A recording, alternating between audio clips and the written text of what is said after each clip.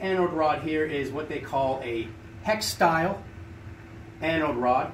Typically you are going to need a impact gun. These are in there very, very tight.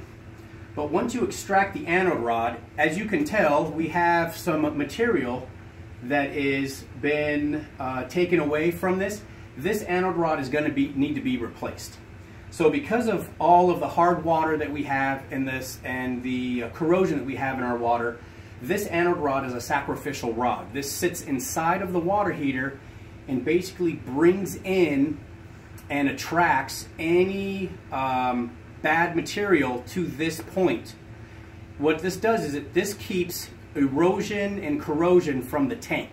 If you start getting erosion and corrosion in your tank, then what happens is your water heater will start to leak. Changing this periodically will save the life of your water heater. It will keep it running for a long time. So being sacrificial, you want to get this checked out by a professional every year. Now this is what a new anode rod is going to look like. This here you can get from any plumber. What they'll do is they'll add some Teflon tape to the threads, unwind it so it goes down, put it back inside the water heater and tighten it up. Replacing these periodically will extend the life of your water heater by 4 or 5 years. The life expectancy out in southern Nevada for a water heater is typically 5 to 8 years.